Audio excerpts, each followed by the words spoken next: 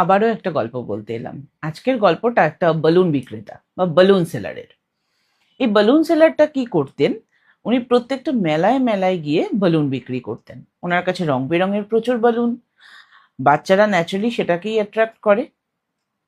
একটা মেলায় কি হয়, প্রচুর মানুষের ভিড় সমাগম থাকে, তো সেই জন্য ওরকম ভাবে বিক্রি করে। আর যখনই ওর বিজনেসটা মনে হয় একটু স্লো যাচ্ছে, একটু ডাউন যাচ্ছে, একটা করে বেলুন ও আকাশে উড়িয়ে দেয়। তো এরম করে করে ওর সেলটাও ঠিক থাকে। হঠাৎ একদিন একটি বাচ্চা এসে ওকে জিজ্ঞাসা করে, আঙ্কেল, যদি আমি এখান থেকে ব্ল্যাক বালুনটা নিই, তাহলেও কি আমার বালুনটা এরকম ভাবে আকাশে উড়বে? বা যদি ইয়েলোটা নিই তাহলেও কি উড়বে? তখন বালুন সেলার একটা খুব সুন্দর কথা বললেন।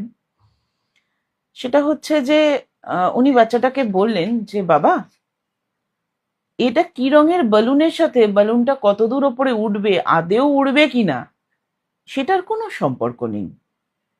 বালুনের ভেতরে যে জিনিসটা দেওয়া আছে, হিলিয়াম, এটাই ওটাকে অনেক দূরে তুলে নিয়ে যাচ্ছে, উঠতে সাহায্য করছে।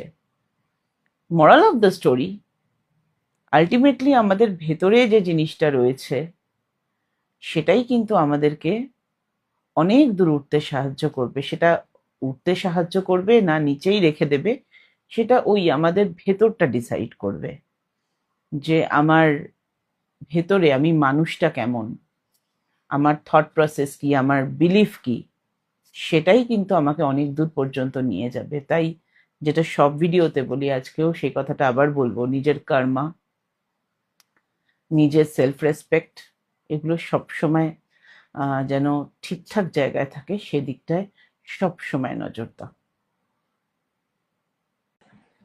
আবারও একটা গল্প বলতে এলাম। আজকের গল্পটা একটা বেলুন বিক্রেতা বা বেলুন সেলারের।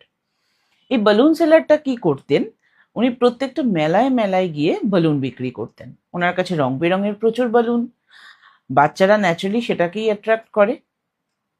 একটা মেলায় কি হয়, প্রচুর মানুষের ভিড় সমাগম থাকে, তো সেই জন্য ওরকম ভাবে বিক্রি করে। আর যখনই ওর বিজনেসটা মনে হয় একটু স্লো যাচ্ছে, একটু ডাউন যাচ্ছে, একটা করে বেলুন ও আকাশে উড়িয়ে দেয়।